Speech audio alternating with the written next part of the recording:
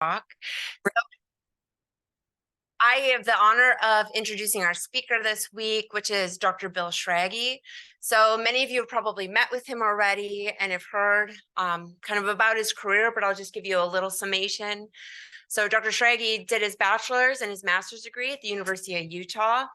And then he came here to the University of Missouri and he got his PhD in the lab of Dr. Harold Laughlin, which many of us know over in Vet Med. Then he moved on and did his postdoctoral fellowship at the Mayo Clinic in the lab of Mike Joyner before moving to the University of Wisconsin, where he's been a faculty member since 2006. So I've had the pleasure of actually being Dr. Schrage's first PhD student. So I've had the unique opportunity of seeing kind of how he manages lab and how he's really built his career. Now he's full professor. He's been there for over 15 years. He's got over 50 publications and he's consistently been funded with NIH R21s, NIH R01. He currently has an active NIH R01, which he'll tell us about some of the data related to that today. He also has funding from the American Diabetes Association. And actually at one point in his career, he won the Innovator Award from the American Diabetes Association for having the most innovative grant that was submitted in that round. So it just kind of gives you an idea of how he approaches his career. I think the neatest part is that I don't think he probably knows how many papers he has or how many grant dollars he's brought in, because if any of you met him, I don't think that that's how he gauges success in his career. I think one of the most interesting things, which I told him at dinner last night, is actually pretty much all of his trainees are in academia. And I think that speaks a lot because I think a lot of our trainees are watching how I myself make the career look. And I think that speaks to how he makes his day-to-day look just approachable and how much fun he has in his job and in his work and the innovative ideas that he brings up. And so I think that's probably sufficient. He'll tell me how I did later because he also provides very helpful constructive feedback. Like Jame said, we actually showed him one of our grant figures to see what he thought. So we're really lucky to have him, and I hope that yeah, she knows how to do it. Medium. But so with that, I will let Dr. Schrage talk. Today, he'll tell us about his work in cerebral blood flow regulation, looking at sex differences in prediabetes.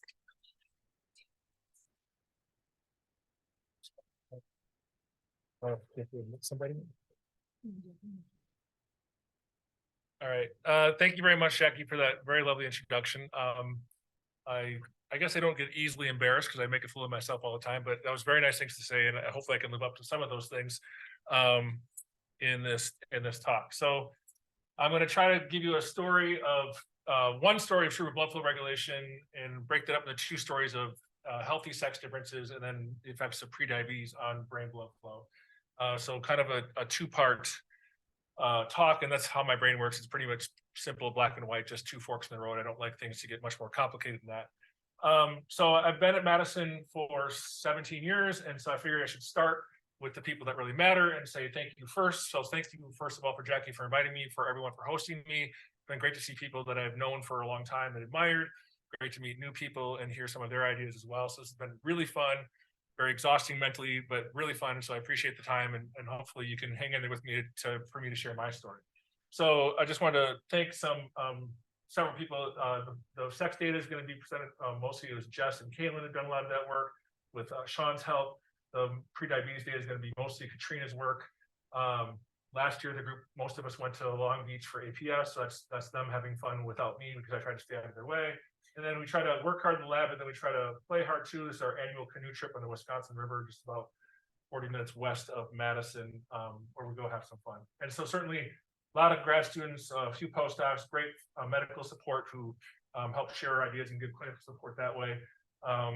Great MRI collaborators. 12 years ago, I stumbled into Oliver in the med school. He's an MRI nerd looking for physiologic problems. I'm a physiology nerd looking for new ways to image vascular questions. And so we've been getting funded ever since. The data I'll show you today has been funded. The sex difference stuff is being currently funded by this R01, and the pre-diabetes stuff was funded by 2 different ADA grants. So we've been very lucky, and I'm very good, very fun, very curious people to help me go down this path.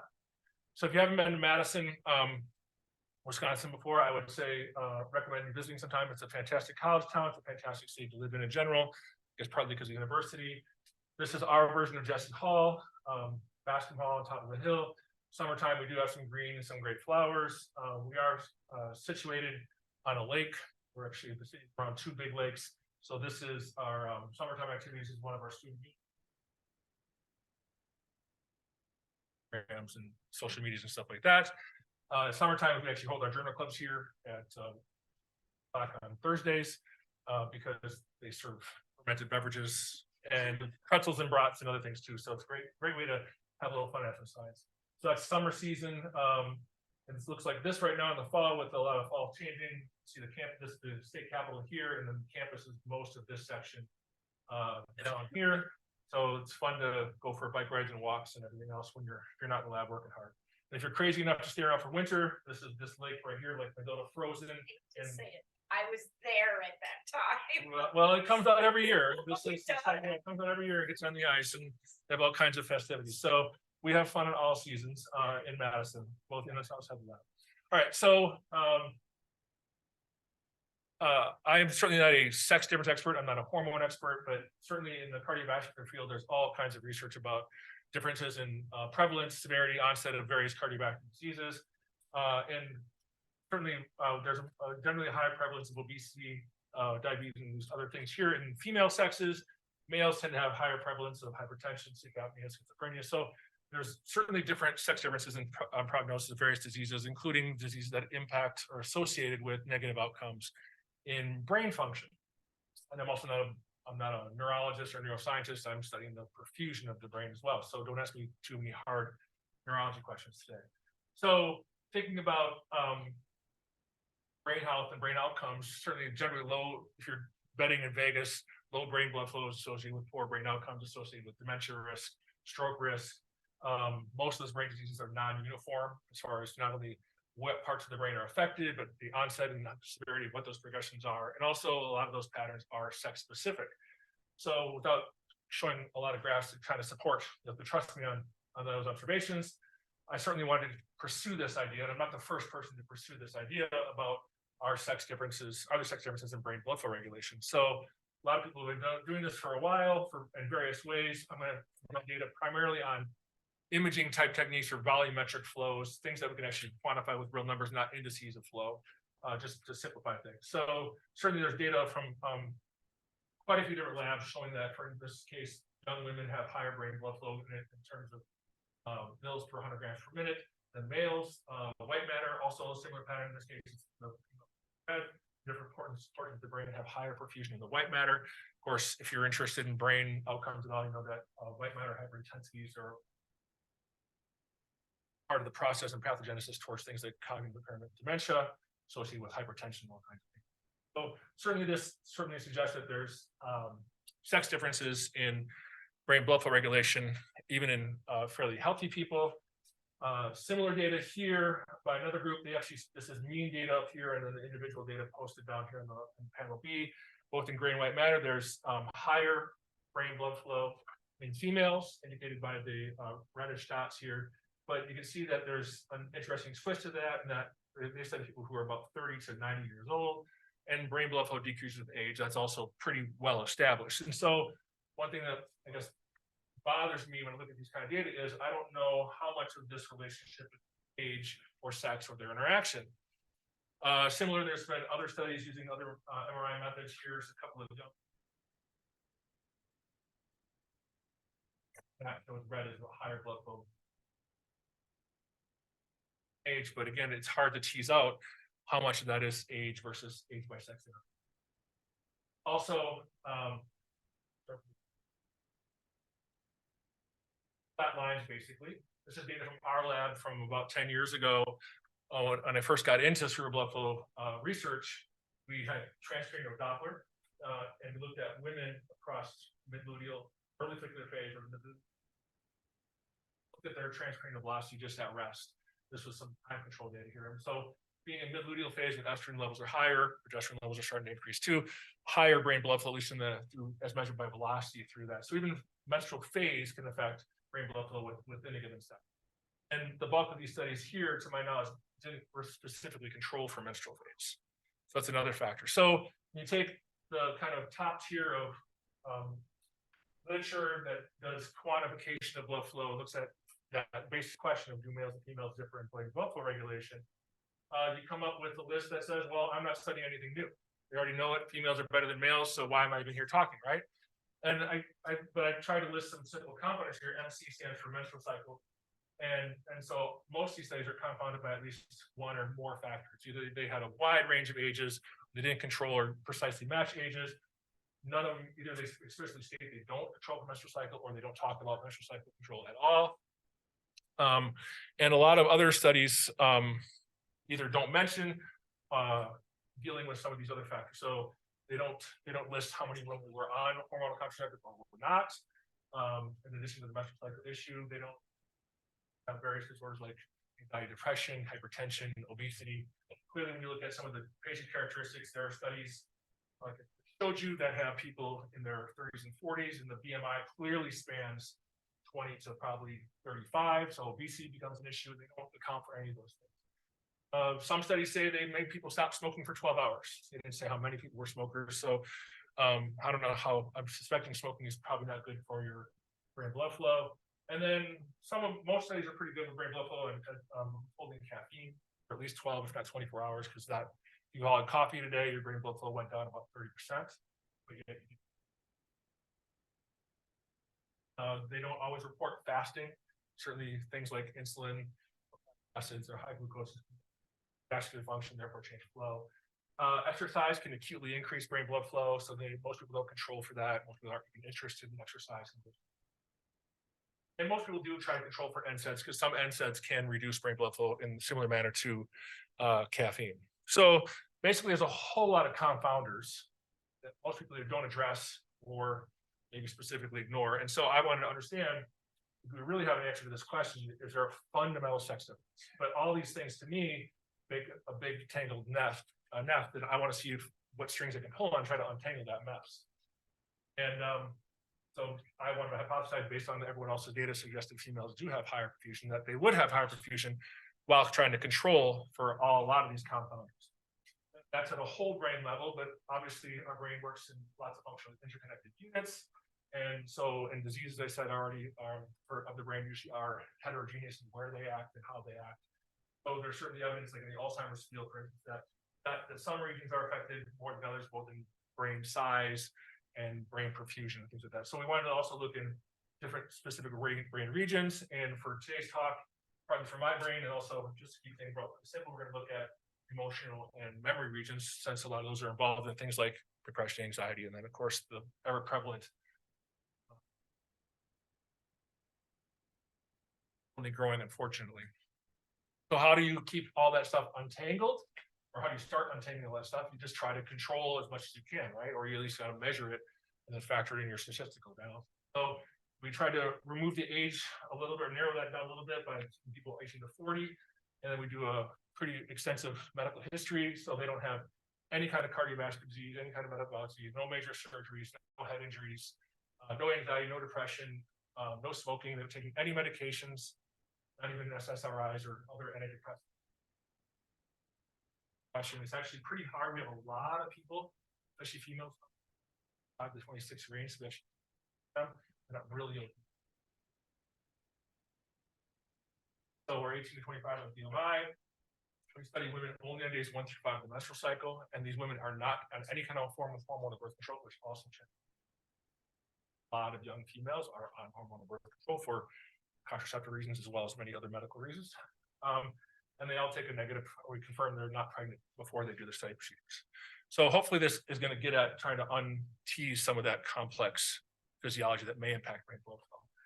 So way on the west end of campus, farthest away from where you get to beverages, is the hospital, med school's right here, and they attach two of these fancy, like you guys have a lot of fancy buildings like your next gen. A couple of years ago, they put two of these wings on here, kind of like spokes on the wheel. And that's where they have the MRI imaging suites. And that's where I ran into Oliver 10 years ago. And my life has forever changed, I guess. And this is one of the specific GE Tesla scanners that is dedicated for research. Dedicated to a little bit loose. It's probably about 85% dedicated to research and 15% clinical etches. So a huge advantage for us. One limitation is it's only open 8 to 5, which can be a challenge for recruitment for those of you All right, so if you've never done MRI research, obviously you have to have no metal in there. I have a watch to this day who it reads 12 minutes slow because I walked into the magnet next to the magnet for 12 minutes and was helping prepare something. Watch still keeps time, but it's 12 minutes slow. The tech suggested I should go stand on the other side of the magnet for 5 minutes, see if I can bend it back the other way. But that's one of the many things. Safety is a huge issue. Actually, one of my first postdoc ever had a box of all kinds of trinkets that you take when you go to studies. You might need to scramble, and got one of the things in that box was a crescent wrench to open gap. Walked to the doorway of the magnet, and thank God nobody was in the magnet room at all, because the crescent wrench, this bong, flew out of the box, just like you hear in the news, and went smashing into the middle of the magnet. So I'm very famous for the or the MRI coordinator. When I walk in, what are you doing today? What do you got in your pockets? But we learn from our mistakes. So we haven't had those mistakes ever since. But when you bring a subject in, we do a lot of screening. They put on this in these studies. I'll show you. They put on this non-breathing mask. We hook them up in the magnet to measure CO2, heart rate, and tidal CO2, since it's a pretty powerful impactor on cerebral blood flow. And of course, we want to know blood pressure as we start stress people out in the magnet with things like hypoxia. Monitor them remotely from the control room. And the first study I'll show you with the sex differences, we do a pretty simple study. We do a T1 scan, which gives us some gray matter and white matter volumes. Then we do our ASL scan. Both of these are about 4.5 to 5 minutes long, whether we're through the mask. And then we switch them to a gas mixture that has 5% CO2 and nitrogen. And then we repeat that ASL scan. So I'm going to show you, first of all, just resting the basic question, do when we differ all these other compounds. And then I'll walk through the hypercapnia data as well, since you resting diffusion and look at the response to hypercapnia. And then try to gain control of variability. Everyone has done no exercise on days 1 through 7 in the menstrual cycle. So I fit all those PI memes that your grad students share with each other. I'm dangerous enough to know enough to get funding and help my students along, but I do not do this analysis. So don't ask me hard questions there. We take our T1 and we do some fancy MATLAB coding, and then use there's a whole bunch of toolboxes or else. We use that to break down a brain into currently we're now up to about 68 bilateral regions, which is pretty cool. But I'm going to show you mostly whole brain blood flow and some just a handful. So it makes these really cool images here. This is just one person from their study. We so far, at least at rest, the left and right values are mostly very averageable. So we do that statistically, and we can average those. So we kind of talk about the precuneus now. And I actually owe a lot of this work to a recent undergrad who was a science kinesiology double major. He also understood coding, so he worked a lot with my postdocs and the MRI folks. He's done a lot of the legwork. The workflow is really standardized. So this is the kind of people we study. Again, trying to minimize the confounders, and basically see they're super young, so early 20s for the most part. And these numbers are a little bit different by sex, obvious reasons like height and weight, but they're both very lean. Men have a slightly higher blood pressure, and men have even some differences in HDL and stuff like that, but still very, very healthy levels. So we're hopefully very much preclinical as far as any kind of disease process that might affect vascular function, and therefore. And Jess was one person, Kalen's the other person who's done the lion's share of this work. You guys know, even when studies go well with humans, they take a lot of work. So I'm very appreciative of that. So this is, I asked Brett, the person I showed you a couple slides ago, to go and find me the averagest female, the averagest male from all these MRI scans, just so you guys wouldn't. I'm using a representative subject that is basically the most extreme version of that, right? That's the joke. But this is an average male and an average female, kind of build of 22 females and 26 males we're studying. already the color coding is quite a bit different in the whole. Get the T1. So as a physiologist, I think about anatomy is the structure of the T1. First, men have larger brains in terms of gray matter and white matter, but when you look at the ratio of gray matter and white matter, it's relatively speaking, when we talk about flow per unit of brain persons, because the metabolic rate of gray matter is higher than white matter. It's just more about get different blood flow just from that difference right there. So I laughed. I was last night. And I just laughed thinking about how much work goes into this one slide. Brett and Sean, my coordinator, credit is due for this. So this is what we found in 26 males and 22 females. Blood flow in gray matter is 30% higher on average in the females. You can see all the data points here. Obviously, there's some overlap, but it's definitely significantly higher. Females, white matter, very similar pattern. If you look at the y-axis, it's about 30 and 45. That's expected, so we feel pretty good about that. We were right in line with a lot of other previous published work, and we've added total brain blood flow where they don't separate gray and white matter. So we're hopefully trying to add a little bit to the literature this way by breaking this down. Right? It does. It is a bigger difference than the one paper that I think is kind of the best as far as the cleanest. Gray matter in males was 63 versus 70 females, so we have a wider difference. I couldn't.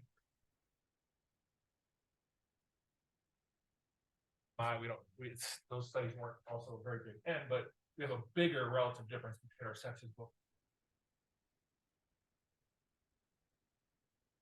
Now, certainly that difference, that magnitude could be just the fact that the way we do ASL. Because if you're not familiar with ASL, ASL is basically pixelating the brain and using a bunch. ASL is really a measure of microvascular brain blood flow. But again, break the microvascular down into.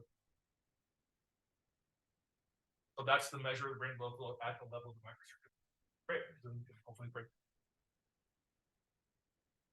But maybe the reason we have a 30% difference, and you guys have maybe a 10% difference, is just.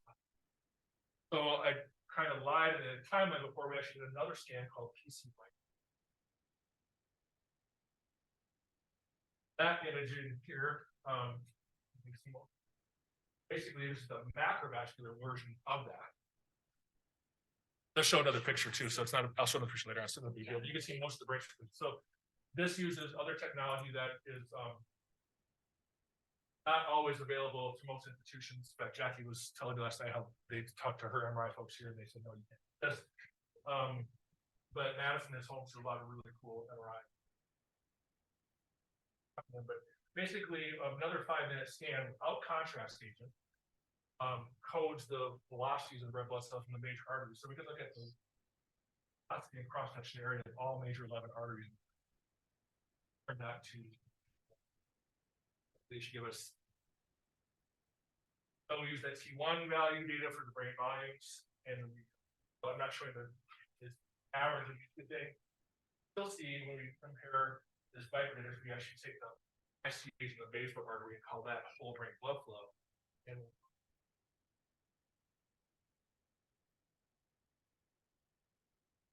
not quite the 30%, but it's bigger than most studies have shown before. So we have two different measures of MRI, one at the macrovascular level, one at the microvascular level, that both tell us the same thing, that and when you control for all those other variables. So whole brain blood flow is one thing, but we use parts of our brain all the time, right? Textbook, medical physiology, textbooks.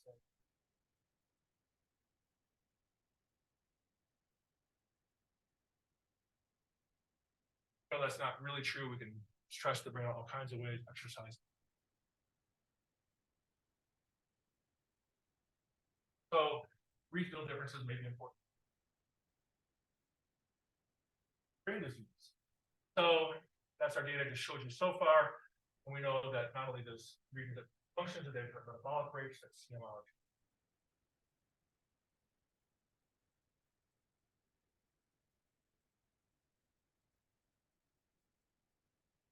Which is interesting, again, if you're not a brain blood flow expert, the brain only extracts about 30, 40, fairly inefficient as far as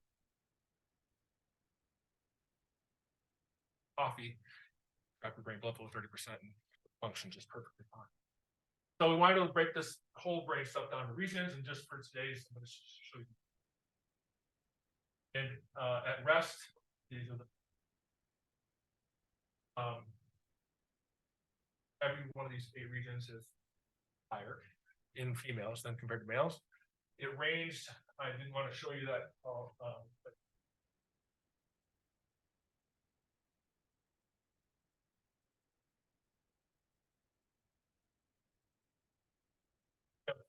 60 other regions in this.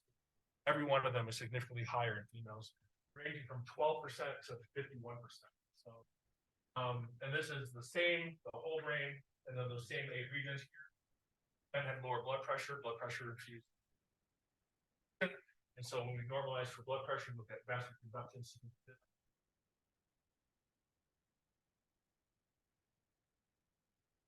Perfusion in females. So it's not a blood pressure issue that's influencing our results.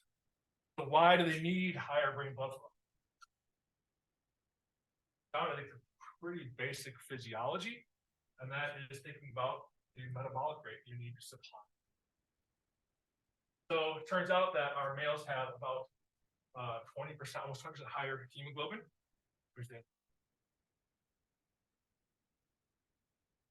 Here, arterial oxygen content is lower in our females, but make it up. Higher blood flow, so they can normalize hemoglobin. But that I found that the oxygen extraction fraction differs by sex. So again, 30. So women just use the same. Trying to get our CDO2 back to normal by higher O2 delivery. And that's because, again, the data is hard to come by. It's usually invasive. CMR2 measure challenging to do in humans, but in our Adrian Burr study here, there's no difference in between. Now we're assuming CMR2 is constant from sexes. This is constant from sexes. So really, it seems to come down to just lower heat up for it with better dilation.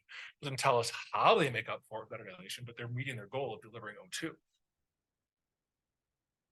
So the obvious question then is sex steroids, right? Now I'm not an endocrinologist, but there are some moderate to weak correlations between estrogen level and progesterone. That's the opposite.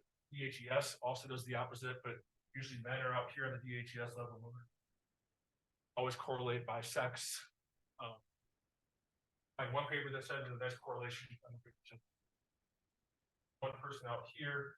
Well, so even if there was really strong correlations, I'd be very suspicious that sex hormones allow that female brain to get 30% higher flow to meet that same CMRO2. Certainly, we're actually waiting for some of the data to come back. But this is data from our lab from now where we had females come in.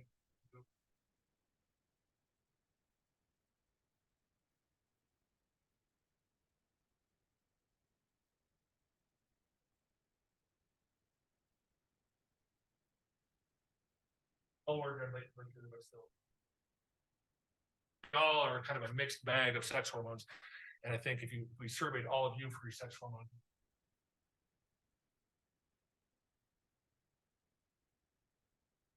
a little bit naive to expect that sex hormones are going to explain this. But we expect that the blood flows will minimize the sex differences in hormone.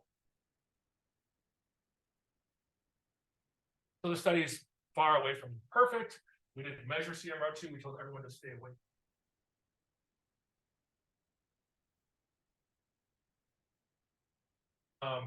We studied them during days 1 through 7.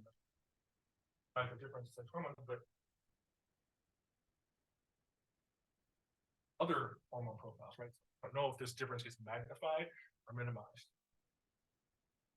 Time of day might be important. We have a person in the audience here who's an expert at that. Ryan, I think, did the time of day study. We just did some correlations, and men and women both. There was no correlation between time of day. We didn't study these people day to day, but at least you don't think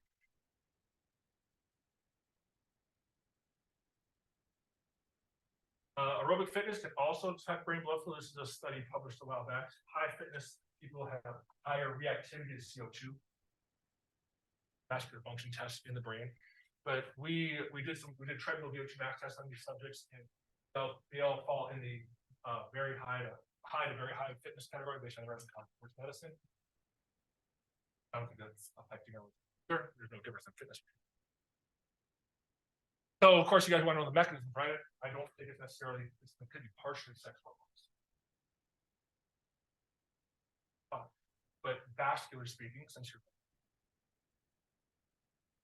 got some preliminary data, and then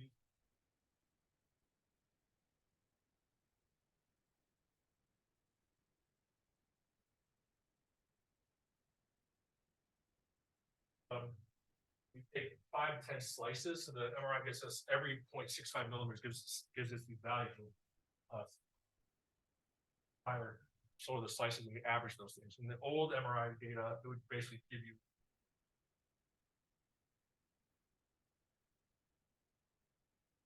actually believe these data are pretty reliable as far as that goes. We produce that. Viper data, we see that giving indomethacin block cyclooxygenase actually reduces flow more in males than females. Not sure if that's going to hold out as we increase our N. Actually, that's counter to explaining why females have higher blood flow, right? This would suggest that if anything, cyclooxygenase is saving males from being even further apart than males. Nitric oxide synthase, we went back to the ASL method for this. Get a small preliminary pilot data, but it looks like NOS inhibition at a higher level reduces brain blood flow.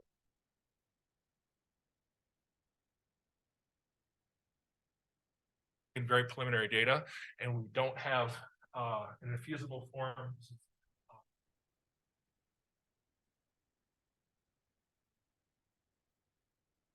So if anyone knows where to get human approvable injectable NOS inhibitors, please let me know.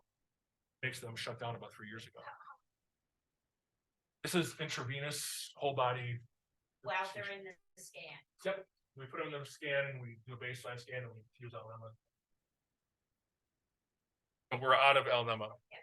Actually, a great story for the grad students is we had files left in our freezer, and we're required by the FDA to test it every year, and it failed testing. So one of my great undergrads I took her in the lab one day, and we sat down and we poured $27,000 worth of LNMA down the drain because it was. How old was it? Why did it get failed? It was about 2 years past when the company Clin Alpha had made it. Well, you never know how far past that date it's been. Well, that's why we were required to test it. We were testing it for sterility and pyrogenicity and all that stuff like that. It had LNMA in it, but there was a sterility part that was the problem. So fun fact. So yeah, just get to pour that one down. So call me later and tell me we can do a drug deal. All right. So reactivity is another thing, right? You don't do cardiology, but just do an ECG. Stress test. We wanted to stress these people out and see if we could magnify these sex differences or better.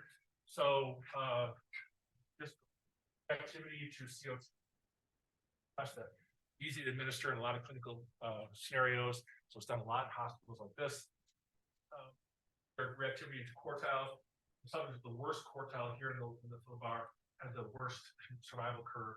This is the worst survival. So something about poor ability to respond to a stress leads to greater incidence of stroke and cognitive decline as well as this mortality. But I take that same test, go back to the fundamental question, and the summary table here is a little bit more messy than the previous summary table I showed you. They have some. We have one that says males are better. We have a female.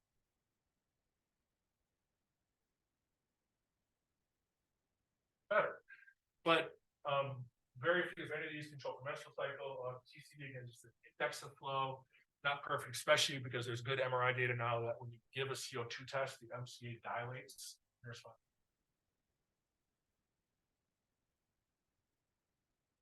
It's great for temporal resolution. One of the limitations.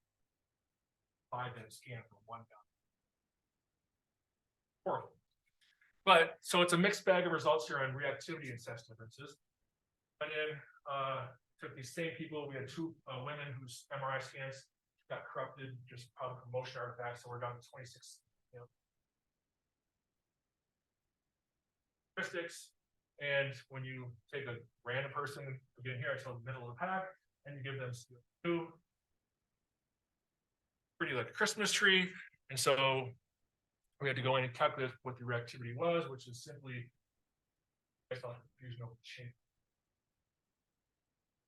At least they got similar doses of CO2, and it was just thinking at 5% breathing. So, and their blood pressure went up a little bit, but that was similar between sexes. So, very much contrary to the resting data, all of our data points between these. No difference in gray matter or white matter reactivity whatsoever. Huge overlap in those data points. And so then what about those 8 regions? I wants to tell you the females are better, right? Red bars are all above the white bars. But when you do the post hoc analysis, you need someone who can. Okay.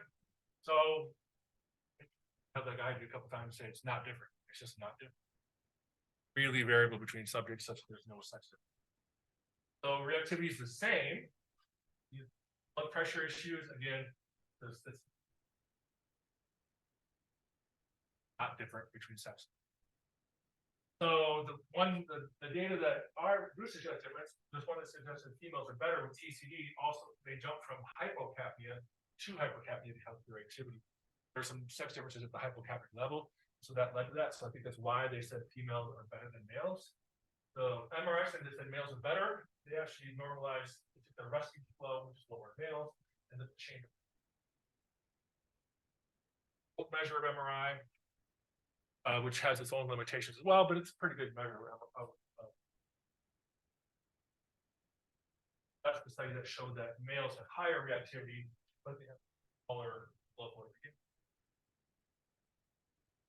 More likely that bold signal, if you looked at the other way, it would show that males and females are actually really similar. So we've added a little bit of data with the other MRI studies that would suggest that. In resting perfusion. And just because we've done all the studies doesn't mean you can't see some differences. And here's a study from Derek Casey in Iowa where they gave some CO2 artery. Women can change their reactivity across menstrual cycle speeds, right? So there's still plenty of room for CVR to be different between sexes. But if we take women who are on birth control, yeah, maybe they have higher reactivity. Higher levels of hormones that they look up. So it's certainly possible that there's reactivity differences. We just try to minimize everything we would possibly do, and then we see them. But I do want to talk about stress, or another stressor in this before we move on to briefly. Travis is a former Marine and Navy medic who kind of pursuing a new career, and he's interested in environmental physiology. We went to hyperoxia instead of hypoxia, and that's pretty important. When you're breathing high pressure gas, you hyperoxic. When you fighter pilots, as you take off, you start breathing 60 hypoxic event in case of decompression. Of course, there's lots of ICU patients who are getting organs, and so we don't know if there's a lot of all only positive or some negative effects on that. So we want to look at that. A lot of clinical evidence in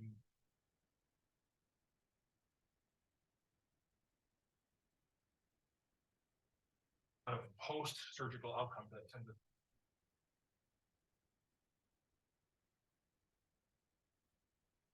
suggesting that high O2 may, while it's good for the organ, it may not be good for the overall organism. So real briefly, we do the same setup, the mask, we breathe 100% O2. That makes you hyperventilate, surprisingly.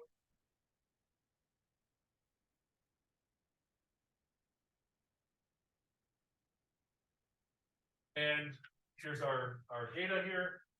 Females have higher blood flow than males. Expect hyperoxia makes them go down. To response with excess oxygen. And when you look at either the absolute or relative data, sexes are not different. So, but we have those 68 regions to look at. So we're going to break that down a little bit more. It seems like it's 20% average drop between the sexes. We range wondering if certain parts of the brain are a little bit more sensitive to hyperoxia as well. And the muscle literature, mostly muscle literature, and coronary literature suggests that this is ROS mediated. Certainly, there's lots of evidence in the cardiovascular kind of ROS and antioxidant profiles. So we're wondering, even if the overall response is the same, ROS and median that is different between the sexes. So that's to be determined. All right. So to summarize the sex difference stuff, we have this pretty profound difference, as much as we possibly can, between our sexes. Higher blood flow. It ranged from 12 to 51%. The appropriate amount of flow to that brain, and we have some ideas that maybe there's sex. They aren't explaining the 30% difference. You know, those are. But despite having that huge difference there, they're really similar in these first two levels of stressors. All right, so Lynn limitations. This doesn't apply to the women who are autistic.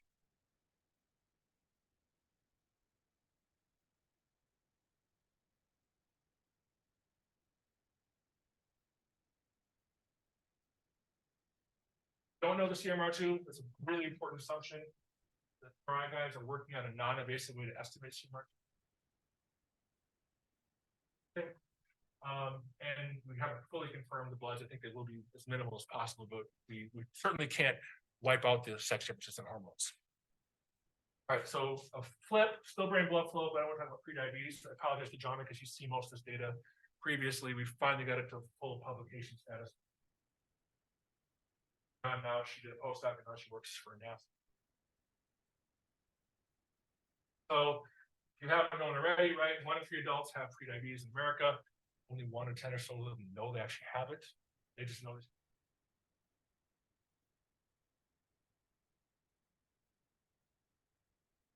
So it seems like there's a fair similarity between men and women as far as more prediabetes, stuff like that. But I'm interested in this very much under 40 region. Okay, if you study someone out here at 65 or 70 who has diabetes or prediabetes, you have all those compounds we try to control for. You have more severe disease, you have longer progression disease, you have overt atherosclerosis. Very hard to stop, let alone reverse. And I'm hoping that if we find what's going on here, we can leverage those things, maybe hang on to things before we completely lose them, or leverage them to maybe bring back function to normal. So that's my philosophy leading into the physiology of this. So real briefly, epidemiology studies, insulin resistance associated with prediabetes, really linked to a lot of poor brain outcomes. And in this case, we have 2 different models, but prediabetes versus diabetes increase hazard ratio for dementia, vascular dementia. You, with the more metabolic syndrome effects you have, you decrease brain perfusion.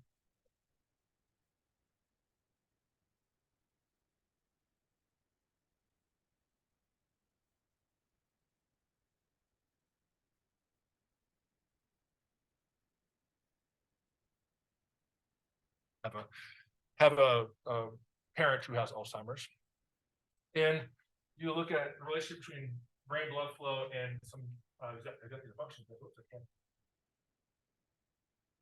All right, so the lower your brain blood flow, the higher your Trails D test, that's a worse function score. So worse executive functioning. So plenty of evidence in the literature, a lot more than that, that suggests that insulin resistance is. So how do you link that again? I think we have the same problem as the previous study with sex differences, but now we have age, smoking, we have physical activity, menopause, we have medications that they've been on. How do you untangle it, right? One thread and figure out how insulin resistance itself for prediabetes, because that's a clinical, I guess, how does that change brain level? And how early can you detect it something? So just like other study, fairly young people here in their mid-20s to early 30s, mostly. A few people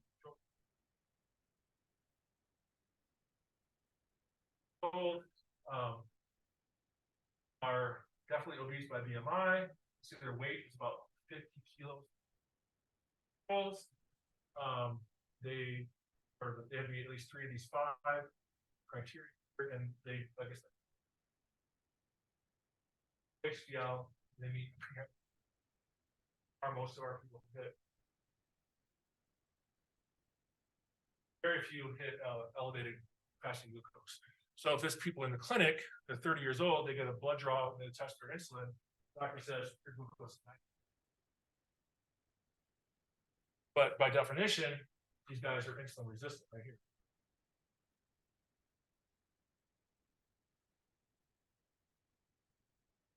So try to control this stuff a lot, just like the previous study. Premenopausal, days 1 through 5 of the menstrual cycle, they come in fasted at least 8 hours.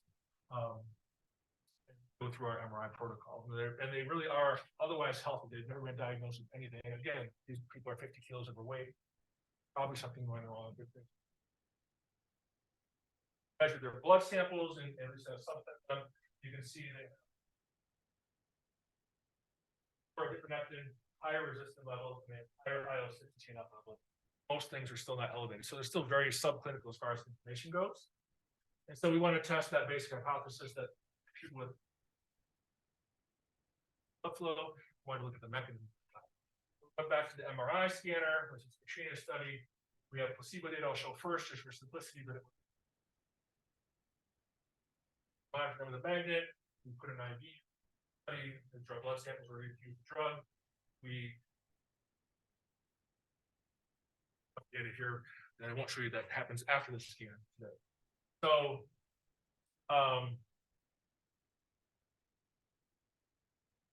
one was a saline placebo because we infused LNMMA, the NOS inhibitor.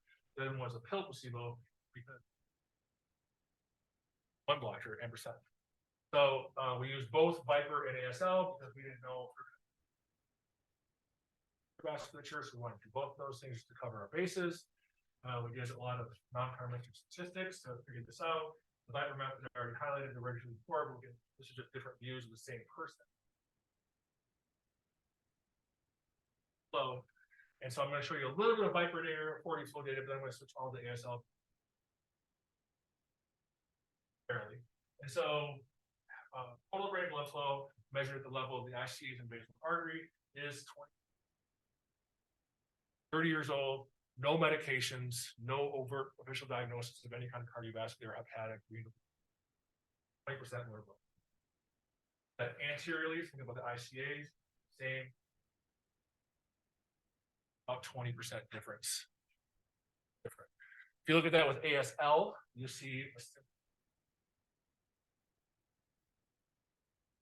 a lower, that's a pattern that is regions of the or lobes of the brain.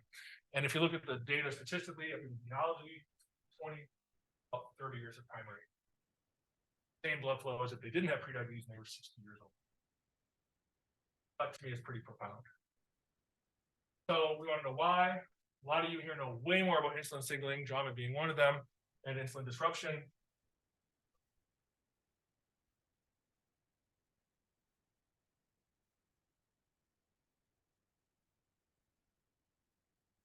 And you can have the opposite with insulin resistance. So we proposed or hypothesized that these people who have 20% more blood flow either have less NOS or restraint from. So here's the other side of the placebo equation. We went either MMA, overdose of people pre-diabetes.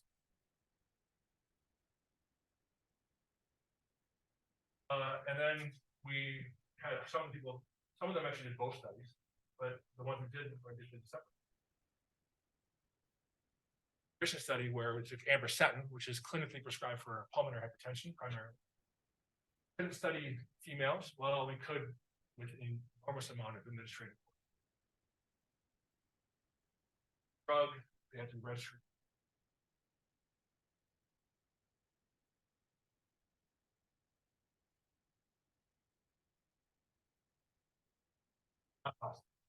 So we did that study as well with the endothelin receptor A inhibition, ampersand. They can't be pregnant because endotheliums. Didn't know that. Learned that along the way. We had one single dose. This is they need to take 5 or 10 milligrams of this. So what did we find? NOS inhibition, so we'll do global, and then we'll do all the 4 lobes following along here. Higher brain blood flow in the controls in the bars, lower brain blood flow in the people, the gray bars, and you can see the drug effect is done between the 2 separate bars. Everybody dropped. Except the group, everybody dropped with NOS inhibition and element. So that doesn't explain why people with metabolic syndrome have lower brain. This is a relative term, so relatively speaking, that's poor NOS, but it's partly mainly because they have lower blood flow to begin. So NOS doesn't explain it. What about excessive constriction? 9% didn't do anything. It dropped systemic blood pressure about 4 millimeters of mercury, so we think it was appropriately dosed, at least. But it didn't budge blood flow for the patient with syndrome. So the last thing that we can do very simply in humans, and I've already showed you some data with pneumethicin, just test oxygenase. Our first TCD study with people with metabolic syndrome.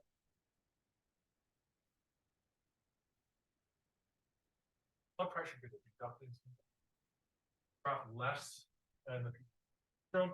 Again, TCDs are not at the greatest index of it's an index of blood flow, not good. That's the idea that maybe toxic signaling is shifting. Placebo controlled here, wait 9 minutes, that gets peak concentration.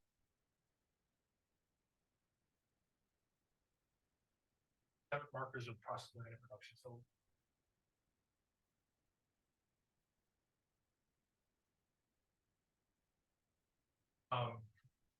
but in general, and usually anything about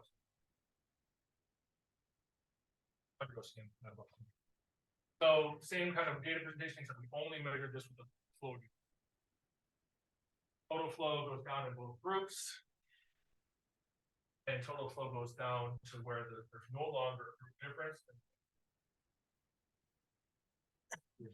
So when you look at that from this standpoint, blood flow drops more in healthy controls of metabolic syndrome, suggesting they've lost some vasodilating prostaglandins. And rest of that at least explains part of the difference, at least in the end. That fits well with some animal data a long time ago came out. I believe these were basilar arteries from the brain. And the dilation was impaired in insulin-resistant rat. IBDs and pre-diabetes actually. That indomethacin did nothing in the IR. Something in our humans, but should certainly suggest that there's a loss of vasodilating prostaglandins in at least a rat model of truth. So I want to not oversimplify the Viper data because it's pretty cool. It not only makes cool pictures, but here's our brain blood flow data. I showed you graphically speaking. Arteries, the cross-section area of those arteries. So these are smaller tubes that are perfusing the brain blood flow in these people that are. That also means they have higher pulsatility index in most of those same arteries. So we don't know if this is the fact that velocity is lower in most of the arteries. Your stress, it's very possible. Really remodeling it smaller. So hopefully we're going to get more into things like plus diameter stimulus and see if they can. Hypoxia, we know these arteries can increase in the diameter. So there's the MCA can increase. But pulsatility index suggests there's some maybe physical vascular remodeling going on in these relatively young, healthy people. Right. So one of the last things I want to show you is hypoxia. If you want to stress these people out. And Viper method in the magnet, we made them have the normoxia, which is the hypoxia, we dropped their saturations. Levels, make sure that wasn't a confounder. And short story here, all these are all the arteries. I'll show the summary data in a second here, but we looked at chain inductions.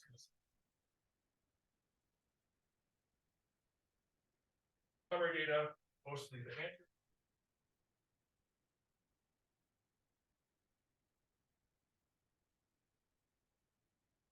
Lower, and the people with medicine restores blood flow in the anterior.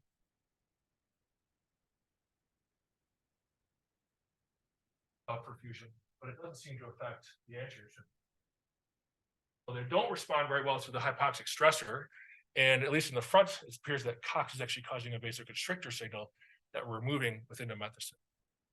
Last thing I want to show you is that same metabolic syndrome data when I postdoc came in this summer and said, oh, Katrina's data is really cool. Have you ever looked at sex differences? And we just said we didn't want to get into it. We were unemployed for it, so go for it, look at it. We broke down that same resting data I showed you by sex. Females have higher blood flow than males. I already showed.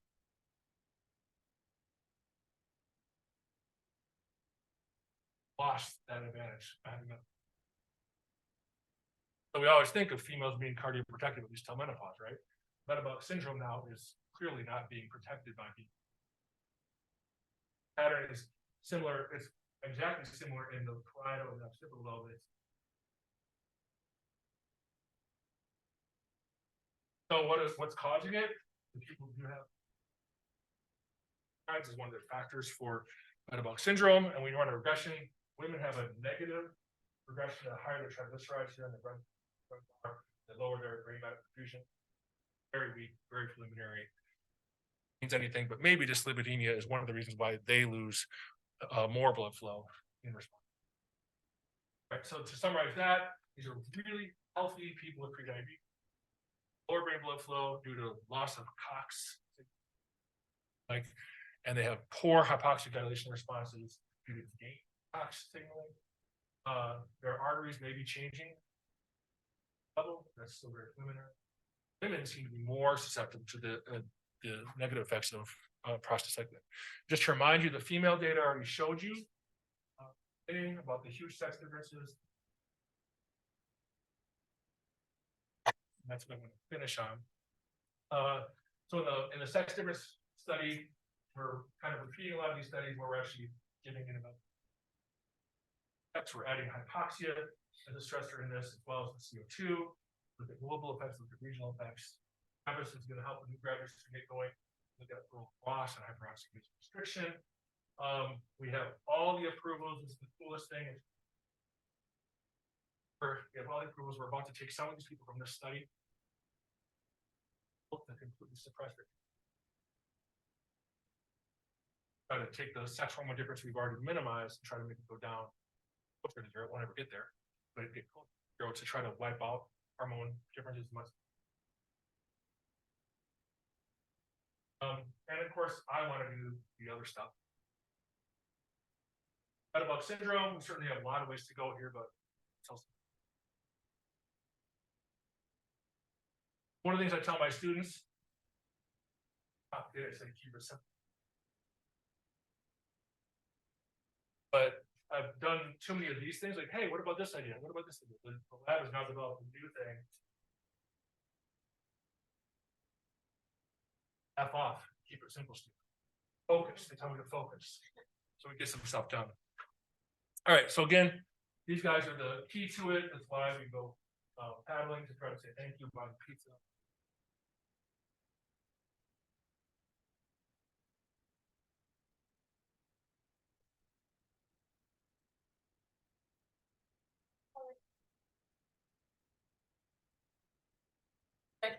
You didn't do that in any of your stuff.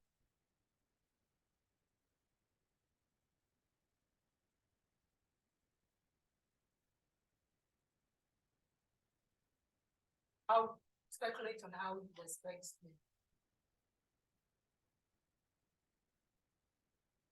We did some of that stuff with TCD earlier, and certainly MCA velocity goes up. So I think from an ASL perspective, you might see many parts of the brain. I don't know if it'll be uniform, so that's one reason I'd like to do that study. Then again, you have the question about does that even change across? I suspect it'll go up. I don't know how much.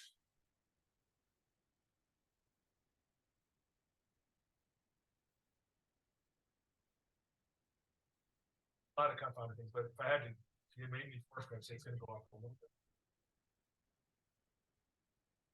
To be regionally specific. Right. Absolutely. Tying that to true functional, emotional, and psychological, very difficult, but interesting concept. Eventually, if I can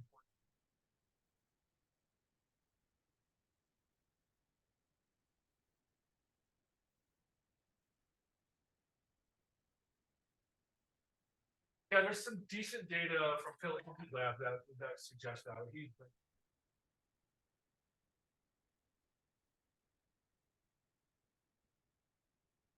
negative relationship, certain people low concentration. Yeah, I think women who have, and we haven't broken that down, but I think we got, if regardless of sex, you have higher.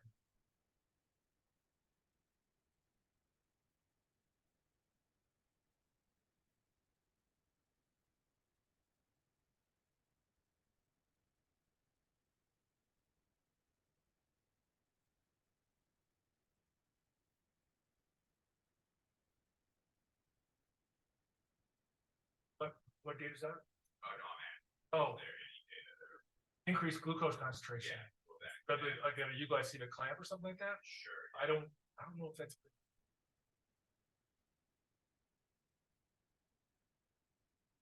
Glucose uptake is insulin independent from the brain, so I don't know if the brain would eventually just saturate and then it would have off-target effects, and generally high glucose is associated with.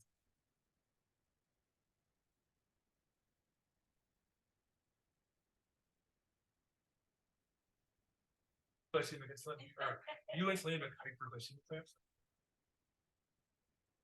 I talked to Brian, exactly right. Brian's fine. That was a great talk. Thank you.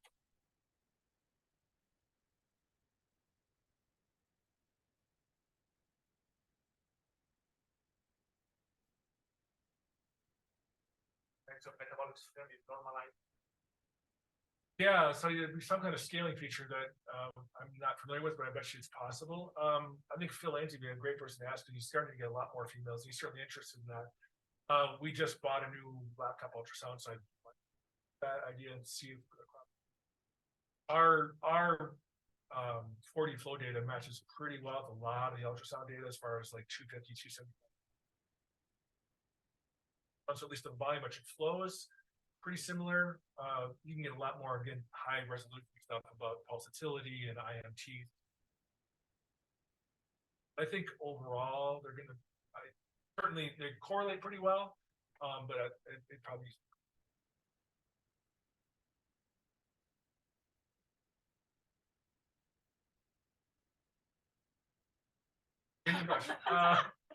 No, because it's you know it hasn't hurt me yet, but I just got to remember. Oh yeah, at 12 minutes. So the caffeine lowers blood flow. And adenosine receptor antagonist. Okay, so how does that relate to headache? Oh, now you're way out of my. May not be related. There's a a lot of interest, like in looking at brain. Yeah. Too. And alcohol lowers blood. A fun study you do, but I mean, alcohol is a vasodilator, right? Yeah. At least in the periphery. I don't know.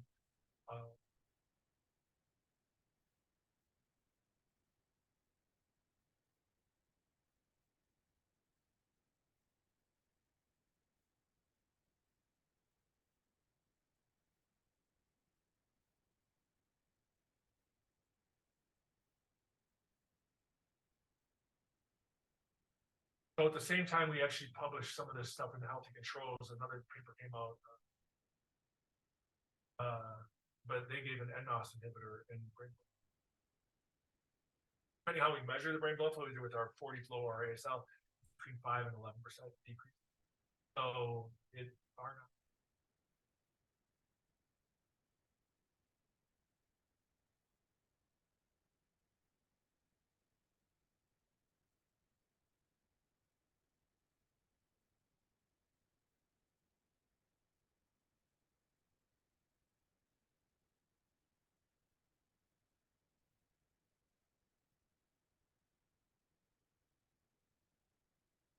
Yeah, that's a great question. Our TCE studies were usually semi-recumbent, so there was a little bit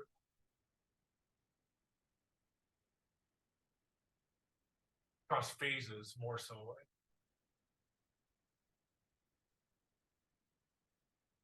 I think the technology is coming to answer that question. There are more like open bore MRIs. I think it'll get to the point where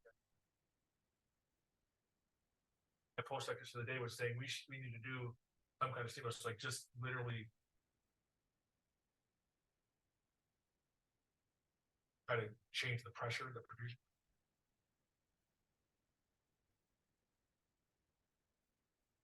you're absolutely right. Does it apply to us sitting here and watching? But we do spend hopefully 7 horizontal on our beds, maybe another 3 or 4 hours laying summer recumbent on our couch watching Netflix. So maybe it's relevant still. But yeah, you're right. Physiologically, we haven't achieved all that out. I think we'll end, but if you have any questions.